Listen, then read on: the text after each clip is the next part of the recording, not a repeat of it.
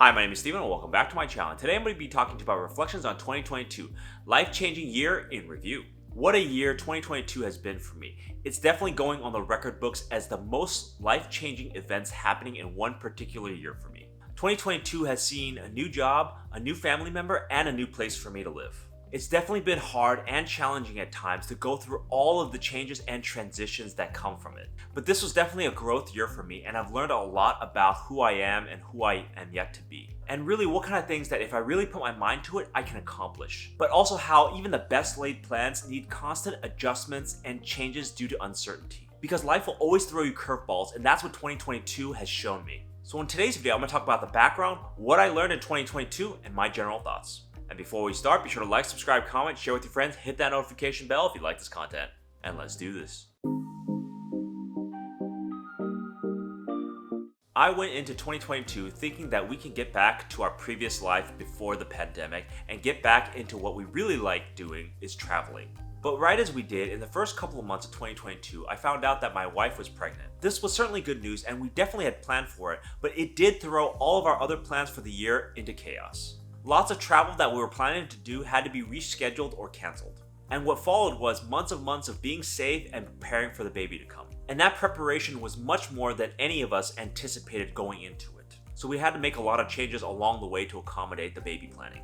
And during the middle of 2022, I realized that I was burned out at work and I needed to seek another form of employment.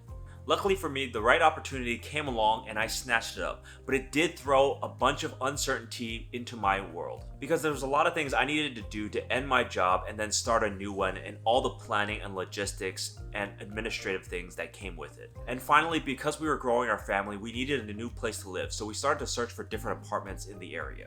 We finally settled on one that was close by, but again, we needed to do the logistics, planning, and administrative details to move apartments. Essentially, the latter half of the year was just going through one transition after another without much break. It was a difficult time trying to juggle all of these events all at the same time, but in the long run, I think it was worth it. But along the way, I relearned some things that I've forgotten about myself through hardships and times of great stress and turmoil. And that these lessons learned I can carry into 2023. So here are some of the things I learned in 2022. Number 1, quiet quitting is real.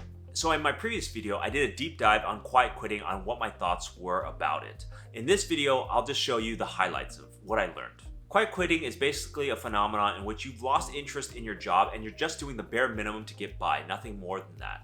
And this is in direct contrast of the so-called hustle culture that we always aspire to in America. For me personally, I think if it wasn't for the pandemic, I wouldn't be in a situation where I was about to quiet quit. Leading up to the pandemic, I had a lot of job opportunities and I was very interested in my job at the time. But when the pandemic hit, I didn't have a lot of things to do as my programs were being canceled. And so year after year of not having much to do, I slowly started to get demotivated in what I was doing. I lost the fire and passion that I used to have for that particular job. And even though I was in a good position and was interested in my job, I couldn't see sustained growth in the near future. And also working remotely during the pandemic did affect the day-to-day interactions I had with my coworkers. So when 2022 started, I resigned myself to just do the job and focus more on family life.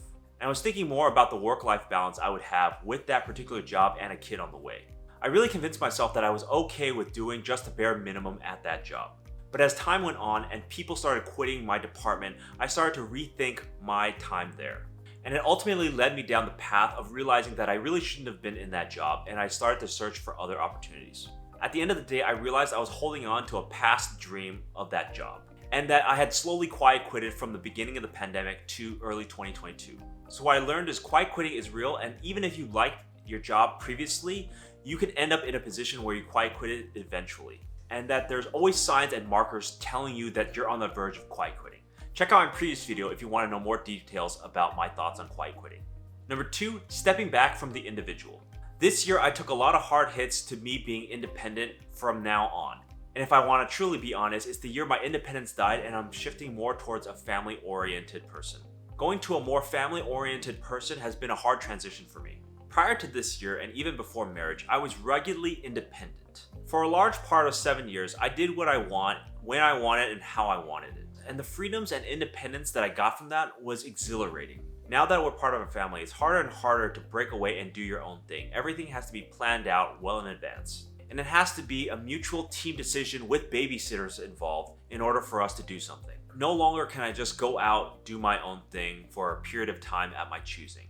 I think in the end, I'll be able to adapt and transition to this new mode of thinking, but the transition will be a hard one. Because at the end of the day, I do miss those free and easy days where I had no oversight or responsibility, other than myself.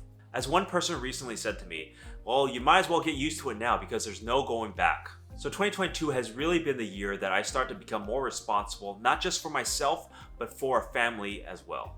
Number 3, inspiration can strike anywhere. The inspiration for me to go out and get a new job really came out of nowhere, unexpectedly. It took a key person to quit my department for me to really realize that I needed to reassess where I was in my life.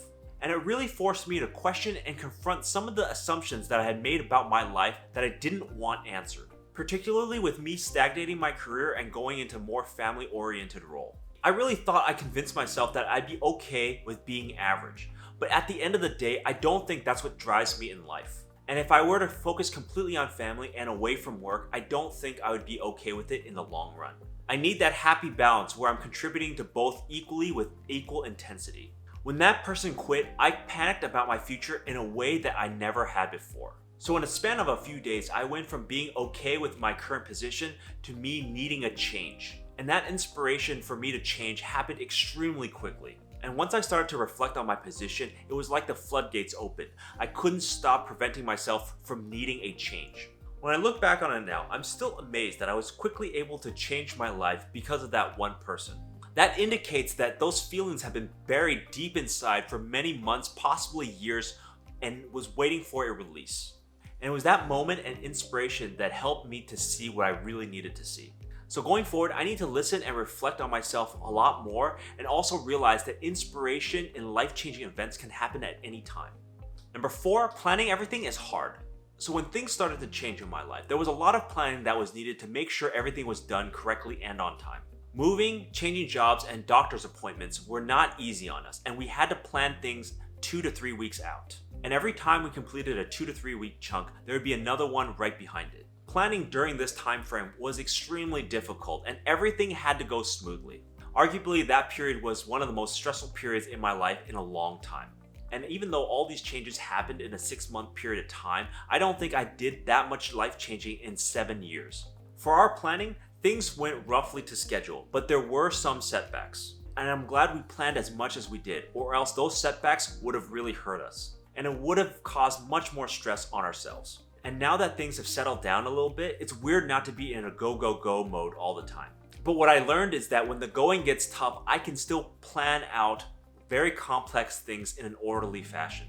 And at the end of the day, even after 7 years, I can still go through life-changing events and plan thoroughly and appropriately for it. And number 5, uncertainty still reigns supreme.